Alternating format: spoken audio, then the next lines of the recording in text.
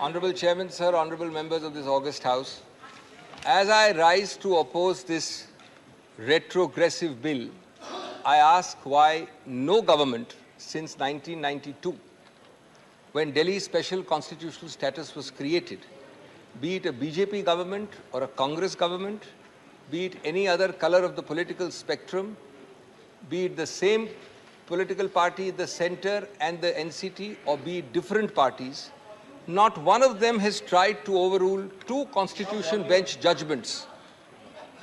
Not tried to overrule two constitution bench judgments on the status. Please.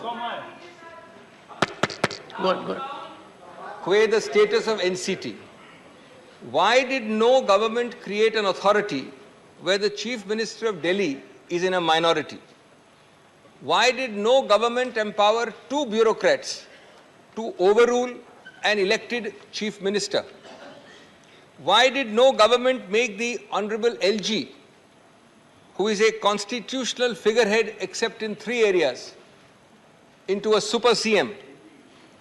And finally, why did no government make it available to the LG's powers to appoint heads of regulatory agencies, large number, all of Delhi, for Delhi, by Delhi, funded and budgeted by the NCT government, but the power of appointment of its heads is with the LG.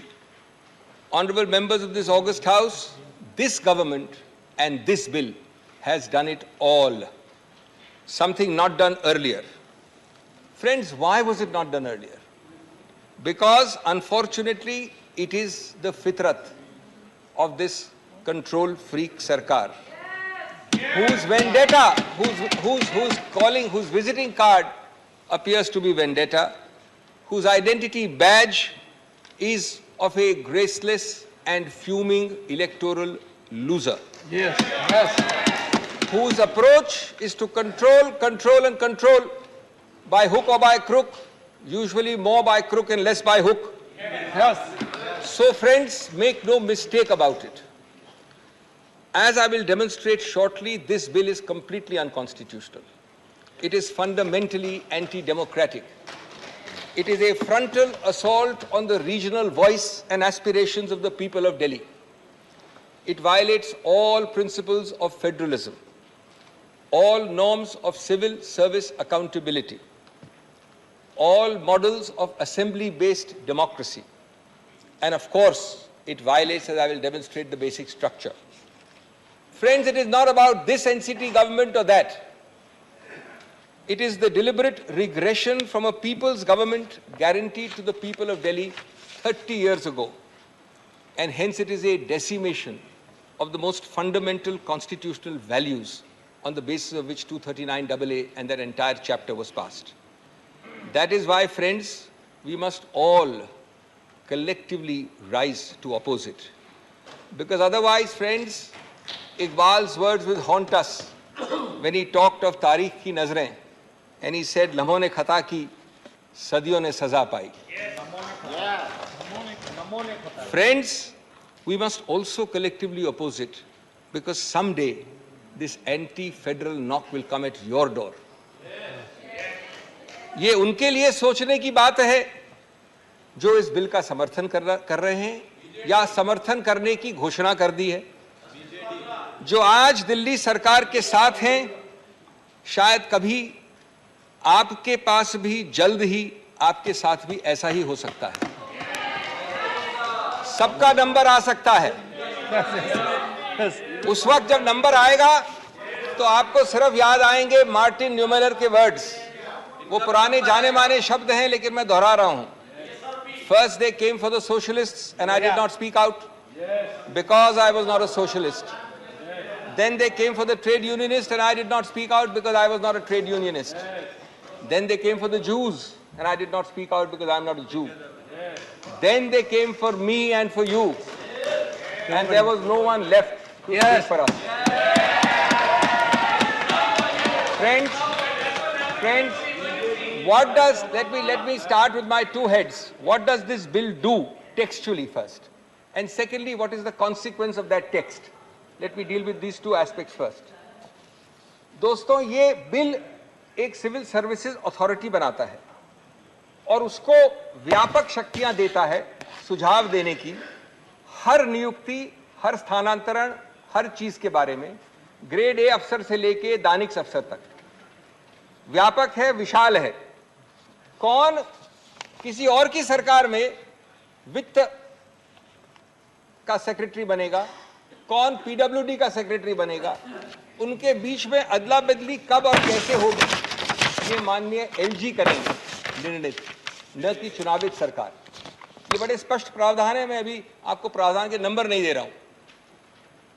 दूसरा, जितने भी सतर्कता के अधिकार क्षेत्र हैं और जितने भी नॉन सतर्कता, नॉन विजिलेंस, वो सभी केसेस अनुशासनहीनता के विषय में सब इस अथॉरिटी में आएंगे सुझाव के लिए और माननीय एलजी के पास निर्णय के लिए। इसका उद्देश्य बड़ा स्पष्ट है। उद्देश्य है एक भय और हिस्टेरिया का माहौल बनाना, एक खौफ पैदा करना, जिससे कि आप इन सभी सचिवों को कंट्रोल कर सके, जो कि दिख रहा है दिन प्रतिदिन। तीसरा, ये अथॉरिटी में 3 व्यक्ति हैं, चीफ सेक्रेटरी, प्रिंसिपल सेक्रेटरी और मुख्यमंत्री। और मुख्यमंत्री को बहुत बड़ा ओहदा दिया है, अध्यक्ष बनाया गया है। ये अजीब सा अध्यक्ष है दोस्तों। कोरम है 2 लोगों का, ये एक चेयरमैन है बिना चेयर के। मैंने वैश्विक और भौगोलिक रूप से आज तक कहीं नहीं देखा मेरे सीमित अनुभव में कि एक चुनावित चीफ एग्जीक्यूटिव 2 सचिवों के नीचे आएगा। ये 2 सचिव बैठ के निर्णय करेंगे, ये 2 सचिव बैठ के निर्णय करेंगे और वो मुख्यमंत्री वहां खड़ा होगा, देखता रहेगा, चुप्पी साधेगा या अपना डिसेंट नोट करवाएगा। और उसके बाद, और ये सब प्रावधान है, एक एक चीज में जो बोल रहा हूं प्रावधान है, उसके बाद ये निर्णय और सुझाव जाएगा पहले सुपर सीएम के पास और उसके बाद सुपर बॉस जो हमारे सामने बैठे हैं माननीय गृह मंत्री, ये सब गृह मंत्रालय में आएगा।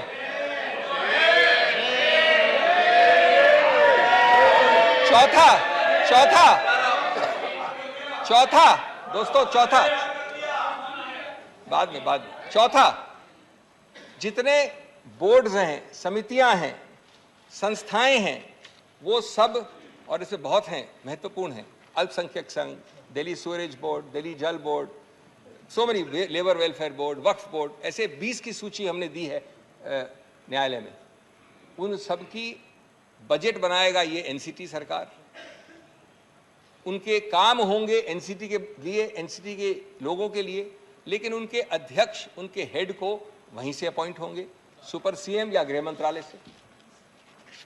5वां, जो दूरगामी नीतियां हैं सभी सिविल सर्विस के लिए, उनके टेन्योर के लिए, उनके स्थानांतरण के लिए, उनकी नियुक्तियों के लिए, कौन सी पोस्ट नाजुक है, कौन सी पोस्ट सेंसिटिव नहीं है, और उपयुक्तता, वर्ड इस्तेमाल किया सूटेबिलिटी, उपयुक्तता इस अफसर की इस पद के लिए, ये सब, और हेड ऑफ डिपार्टमेंट कौन होना चाहिए, ये सब माननीय सुपर सीएम, और अंततोगत्वा हम जानते हैं कि जो सब चीज करती है नियंत्रण, वो होम मंत्रालय।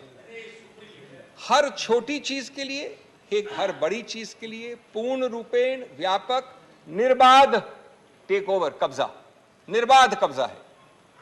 माननीय प्रधानमंत्री, माननीय गृह मंत्री, आप जैसे उच्चतम पद पर विराजमान महानुभाव, क्या आप अफसर क्लासेस के लिए निचले से लेके सेक्रेटरी तक नीतियां आप बनाना चाहते हैं? कम से कम वो तो एक छोटे ओहदे वाले मुख्यमंत्री के पास छोड़ दीजिए। Sixthly, friends, the secretary, this is amazing. The annals of history of legislation have not seen bills like this. The secretary of the department is made in charge of preparing and authenticating every memo, including cabinet notes. Not bad yet. Disagreements between the secretary and the minister have to be recorded in writing and then sent to the LG, and the secretary in the act itself, in the bill itself says that the secretary may write on the note which he sends to the LG why the secretary thinks that the Council of Ministers is taking a decision contrary to law. Any law. Law means any law. Any law of India, in the opinion of the secretary, is being violated by the Council of Ministers, goes to the LG. It makes, friends, the elected government hollow, a chief minister paralyzed, unable to act, any minister shivering before his or her secretary, and the bureaucracy looking up to the LG even for sneezing, and the LG, of course, looking up to the Home Ministry. ऐसे हालात को देखकर मुझे वो पुराना शेर याद आया दोस्तों, एक काफिले वालों तुम इतना भी नहीं समझे, लूटा है तुम्हें रहजन ने रहबर के इशारे पर. This bill, friends, eliminates 2 out of the 3 interlocking, fundamental, distinct chains and institutions which form the bedrock of any assembly-based democracy, and therefore they hit at the very root of the basic structure. These 3 interlocking chains, which are discussed in 10 paragraphs of the Supreme Court judgment — I wish somebody had read the judgment carefully before drafting the bill — are: 1, a political executive through the Council of Ministers answerable to the people; 2, a civil service answerable to the political executive and hence accountable to the people through the political executive; and regulatory agencies which are an integral part of governance in any system. The bill simply eliminates number 2 and 3. Out of 3, it takes away 2. Friends, the object is not to make Hamlet the Prince of Denmark, not even the slave of Denmark, but to take over Denmark itself. It is to make Denmark a hollow shell, substitute NCT for Denmark. Its second impact is that it eliminates the accountability of the civil service completely. In doing so, it eliminates the very concept of Westminster-style democracy, which Delhi is supposed to be fully Westminster-style minus 3 subjects only. The civil service, friends, after this bill, will jump, bend, crawl, answer at the behest of an external agency, be it the Home Ministry or the Super Chief Minister. There is not even a token diarchy of powers between the CM and the LG. It converts an impartial civil service into a dictatorial civil service. Shame. It gives a real example of that forgotten serial which I love to watch and all of you have watched. Yes, Minister. The civil servant is saying only no, Minister. Remember what Nehru said about the ICS. That time, Indian Civil Service says this is neither Indian nor civil, nor does it provide service. I'm not sure how accurately it will apply in 2023, but I think he came very close to it. एक म्यान में 2 तलवार नहीं है ये case. म्यान भी LG के पास है और तलवार भी केंद्र सरकार के पास है. मुख्यमंत्री एक कोने में खड़े होकर तमाशा देख सकते हैं सिर्फ. My third head of submission to this august House, friends. This bill seeks to amend the Constitution by an act of Parliament. The Constitution and the debates underlying it all wanted Delhi to have all powers minus 3. This bill adds a 4th to those 3, and it does it magically without a constitutional amendment. It is indeed magic, even if it is black magic, because you can amend a constitution without a constitutional amendment. Absolutely black. 4th, decimating 2 out of the 3 prongs of a Westminster-style democracy, which has an answerable and accountable civil service and a regulatory agency, clearly violates the basic structure, because the basic structure of an assembly-based democracy includes these 3 interlocking chains. I believe that that would be a very likely Supreme Court conclusion if at all this bill is passed. Fifthly, it also violates the basic structure in another manner. The principle of decentralized federal government that has already been a part of the basic structure from the days of Bombay in 1993, around the time, by the way, when 239AA was created. If there is one animating bedrock philosophy underlying 239AA, it is decentralized federal governance. Otherwise, why not keep Delhi as a mere large municipality under central government's control? Advani ji हुआ करते थे बहुत बड़े अधिकारी ऐसे municipal setup में पहले. Why not a mere union territory? You know, there are 10 of them. Delhi is the only one to have been given the constitutional status by a constitutional amendment. No other union territory. Why? Para 77 of the 2023 judgment partly answers that. I quote, "In the spiral of cooperative federalism, the Union of India must exercise its powers within the boundaries created by the Constitution. NCT Delhi, in having a sui generis federal model, must be allowed to function in the domain chartered for it by the Constitution. The Union and the NCT share a unique federal relationship. It does not mean that NCT is subsumed in the Union merely because it is not a state." ये मेरे शब्द नहीं हैं, ये उच्चतम न्यायालय के शब्द हैं.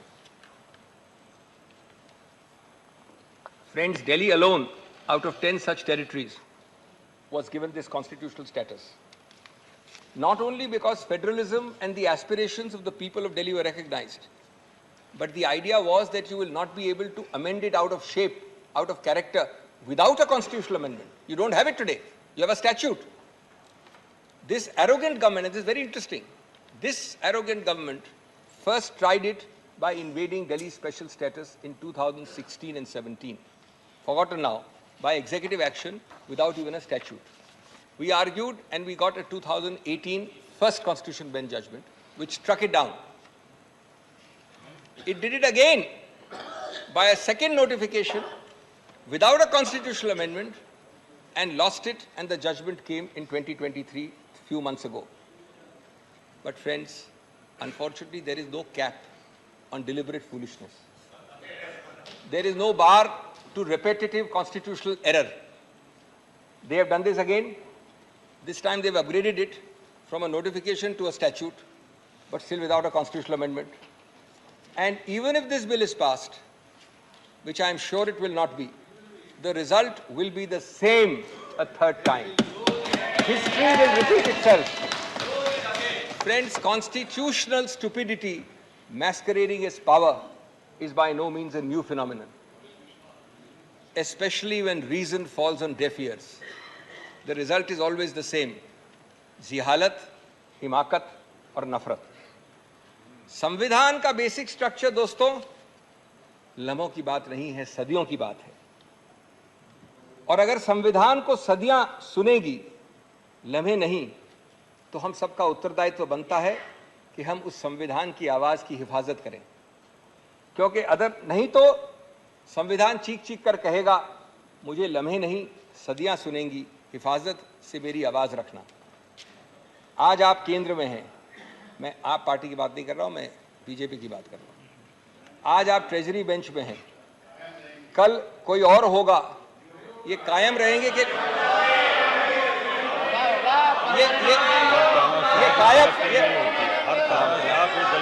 ये कायम अच्छा किया आपने हस्तक्षेप किया, क्योंकि आपके कायम शब्द के लिए मेरे पास एक जवाब है. तुमसे पहले भी वो जो शख्स यहाँ तख्त नशीन था, तुमसे पहले भी जो यहाँ शख्स तख्त नशीन था, उसको भी अपना खुदा होने का इतना ही यकीन था. बल्कि बशीर बद्र को कृपया भूलिए नहीं. आप लोग सब जानते हैं उसको, मुझे भी कोट करते रहते हैं आप में से कई. बशीर बद्र को उसने ही कहा था, शोहरत की बुलंदी भी पल भर का तमाशा है. शोहरत की बुलंदी भी पल भर का तमाशा है. जिस डाल पे बैठे हो वो टूट भी सकती है. तो इसलिए कायम शब्द का इतना अहंकार नहीं होना चाहिए. Sixthly, friends, let me read some seminal words in the 2023 judgment. Now, these are going to take a little bit of time. It's a longish quotation, but it's very important for this House. 10 paras, and I'm only reading selectively, of the Supreme Court. It's completely forgotten. I'll read a little quickly and fast. This is a unanimous judgment, not a single dissent. And these words have been ignored, and they are not my words. Even though it's long, pardon me, allow me to read it. It's the highest court of the country. In a democracy, each word I'm reading is a quotation, and I can assure you these words will come to haunt you. In a democracy, accountability lies with the people who are the ultimate sovereign. The cabinet, consisting of elected representatives, is collectively responsible for the proper administration of the country and is answerable to the legislature for its actions. The government is responsible for the decisions and policies of each of the ministers and of their departments. This creates a multi-linked chain of accountability where the legislature is accountable to the people who elected them and the government is collectively responsible to the legislature. It's quite amazing. Collective responsibility is an important component of parliamentary democracies. The day-to-day decisions of the Council of Ministers are to be implemented by a neutral civil service under the administrative control of the ministers in order to ensure that the functioning of the government reflects the preferences of the elected ministers and through them the will of the people. It is essential to scrutinize the link of accountability between the civil service professionals and the elected ministers who oversee them. Under the Westminster parliamentary democracy, civil service constitutes an important component of a triple chain of command that ensures democratic accountability. हर शब्द की धज्जियां उड़ा रहा है ये bill, हर शब्द की. The triple chain of command is as follows. Civil service officers are accountable to the ministers, ministers are accountable to parliament, and thirdly, parliament legislature is accountable to the electorate. An unaccountable and non-responsive civil service may pose a serious problem for governance in a democracy. It creates a possibility that the permanent executive, consisting of unelected civil service officers who play a decisive role in the implementation of government policy, may act in ways that disregard the will of the electorate. In a federal polity, a fundamental question which arises is which would be the more appropriate authority to whom the civil service officers would be accountable. Everything which the bill is saying is dealt with here. In a democratic form of government, only one more para is left, friends, the real power of administration must reside in the elected arm of the government. Subject to the confines of the Constitution, a constitutionally entrenched and democratically elected government needs to have control over its administration. If a democratically elected government is not provided with the power to control the officers posted within its domain, then the principle underlying the triple chain of command of collective responsibility would become redundant. That is to say, if the government is not able to control and hold to account the officers posted in its service, then its responsibility towards the legislature as well as the public is diluted. The principle of collective responsibility extends to the responsibility of officers, who in turn report to the ministers. If the officers stop reporting to the ministers or do not abide by their directions, the entire principle of collective responsibility is affected. Therefore, GNCT ought to have control over the services. Now, I know there's a statute. I'll deal with their best defense, which has been raised by the government. But first, I've read to you 10 paragraphs. For those interested, from 102 to 111. Clearly, friends, this bill is therefore, in the light of these paragraphs, stillborn. It does not, indeed cannot remove the basis, which is this of the unanimous Constitution Bench judgment. These quotations I have just read are bedrock principles. This bill is simply providing provisions directly contradicting these bedrock principles. It cannot simply nullify a unanimous Constitution Bench. It must at least amount to removing its basis and rendering that judgment inoperable. I have just read to you passages which are impossible to remove the basis of. These are bedrock principles. How do you remove the basis? It is therefore trying to overrule directly a Supreme Court judgment. It therefore is an impermissible constitutional exercise if you try to nullify a Supreme Court judgment without removing its basis. It is not only does this bill insult the people of Delhi, it insults the Supreme Court. It insults our intelligence. कभी दिल में ख्याल आता है कि जैसे 1935 वाले government of India act में चुनाव जरूर रखे थे, लेकिन पावर नहीं रखा था कुछ भी. क्या यही कॉलोनियल मॉडल का आप कार्यान्वित कर रहे हैं आज इस बिल द्वारा? हम आपको चुनाव दे रहे हैं, पद दे रहे हैं, लेकिन पावर नहीं दे रहे हैं. Is this not an illegal power grab through the back door? Yes. Now, seventhly, friends, I come to the main defense, the only defense of the government, because you should know this, how wrong and how fallacious it is. It is based on clause 7A and B of the article. Can I just read? None of you need to be lawyers to understand this, the text of the, and you'll get the answer automatically. This is the entire defense. Parliament may by law make provision for giving effect to or supplementing, mark the word, for giving effect to or supplementing the provisions contained in the foregoing clauses and for all matters incidental or consequential thereto. Friends, these words on bare text mean that to reinforce, operationalize, effectuate and implement the earlier provisions which provide the entire architecture for Delhi, Parliament can make laws.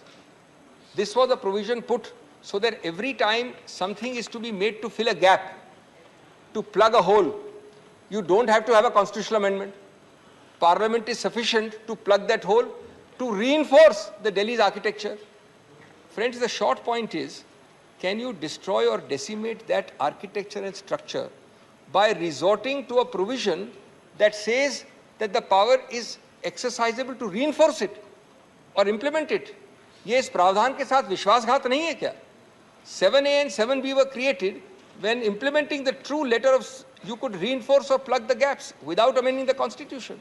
It can never be used to destroy, to supersede, to bury that architecture itself. If this ridiculous interpretation is accepted, does it mean that by this brute parliamentary majority, today you have transferred services to the central government? Tomorrow you will do this for each item: electricity, parks, highways, Waqf board, labor board. Then why not have Delhi as a municipality? Why create the constitutional architecture? And that too by using clause 7, which says supplement, reinforce, implement, incidental. At the end of para 46 of the 23 judgment, which nobody appears to have read, as far as the bill makers are concerned, it says again, if we interpret the phrase insofar as such matter is applicable in a manner, insofar as such matter is applicable to union territories, in a manner to exclude a greater number of entries than what is already excluded, that is, in addition to 3, it will defeat the very purpose of granting a special status to NCT. This is the Supreme Court in para 46. In other words, friend, this government, like Alice in Wonderland, says words will mean what I say they will mean. That's their interpretation of 7. I will use 7 as a Brahmastra, not to supplement and implement 239AA, but to supplant it, to reduce it to vanishing point. The scalpel created to heal, to cauterize, to cure, to fill gaps, to make you more healthy, will now be used to stab and kill.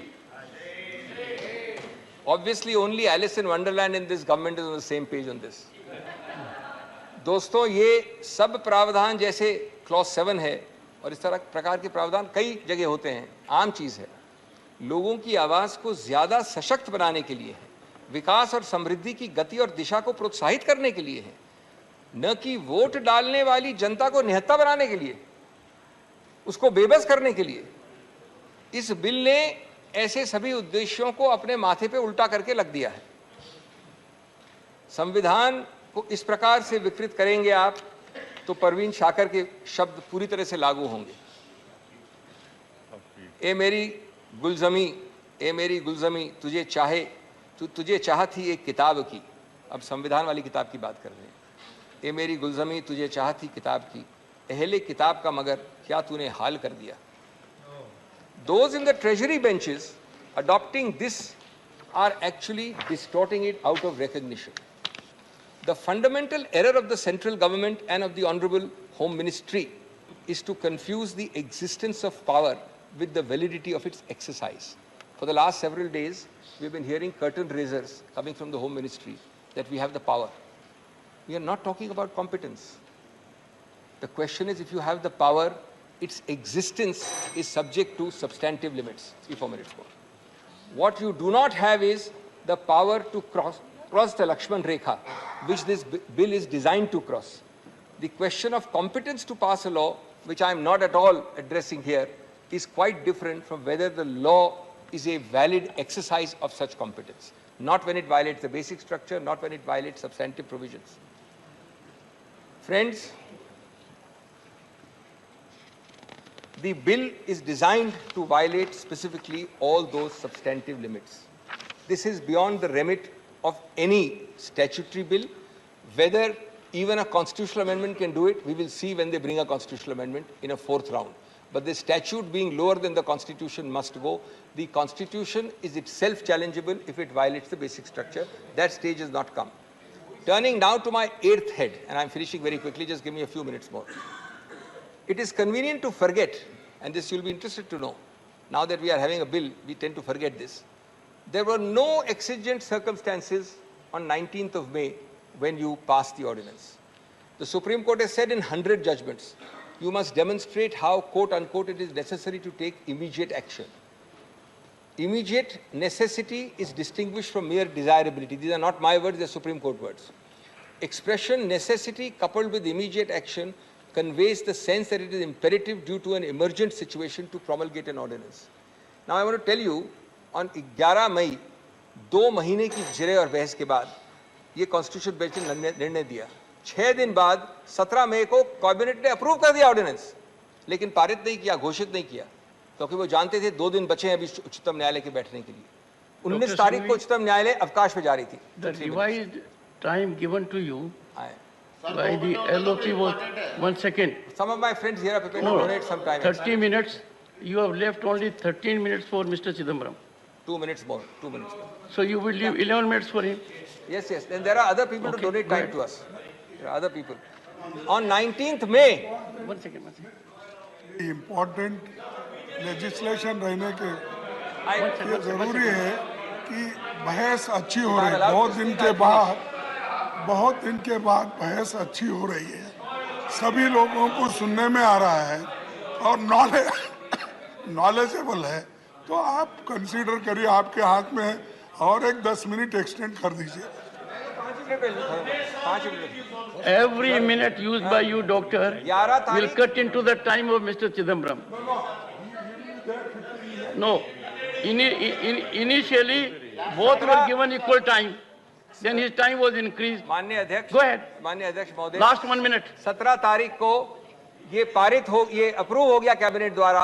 इसको आप 19 की शाम को 5 बजे के बाद जब मैं घर जा रहा था कोर्ट से क्यों लाए? क्योंकि आपको मालूम है कि 19 तारीख लास्ट डे था कोर्ट के फंक्शनिंग का, उसके बाद अवकाश थी। क्या you wait for 2 days fearful that the Supreme Court is sitting till 19th May? Is this not cheap tactics and chicanery at its worst? The deleterious effects of this ordinance were visible in the last 2 or 3 months it's been there. Governance is at a standstill. 2 bureaucrats are threatening to take majority decisions over the Chief Minister's head. The LG daily trespasses in all domains of elected reps. Heads of bodies funded and operated by NCT are approved and controlled by the Home Ministry. NCT is reduced to a fiefdom of the central government. Insubordination is at its peak. हमारी बात आप सुनते, मैं बस अंत कर रहा हूँ 1 मिनट में। हमारी बात तो आप सुनेंगे नहीं, सुनते नहीं हैं। कम से कम अपने मार्गदर्शक मंडल की बात तो सुन लिया करिए, या कभी कभी उनसे बात करते हैं, पूछते हैं, उनको भी भूल गए आप लोग। मार्गदर्शक मंडल से बात कर लीजिए, क्योंकि आपकी सरकार, भारत रत्न अटल बिहारी वाजपेयी की सरकार में आपके मार्गदर्शक गृह मंत्री अडवाणी जी दिल्ली को पूरा स्टेटहुड जाने का बिल लाए थे, और जब आप 2 चुनाव दिल्ली के जीते इस मुद्दे पे कि दिल्ली के पास पूरा स्टेटहुड होना चाहिए, तो मदन लाल खुराना जी आपके पूर्व मुख्यमंत्री ने कहा था, quote, full statehood for Delhi is the remedy for all its ills. आज देश और दिल्ली आपसे फुल स्टेटहुड नहीं मांग रहा है, आज सिर्फ वो इतना विनती कर रहा है कि जितना दाएं हाथ ने संविधान ने दिया है उतना बाएं हाथ से तो नहीं लीजिए। इतनी छोटी सी विनती कर रहा है। जहां तक दुख और आक्रोश का सवाल है, ये एक दुखद और खतरनाक प्रस्तावित कानून है दोस्तों।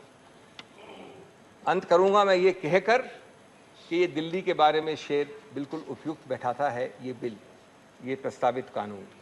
चेहरे पे सारे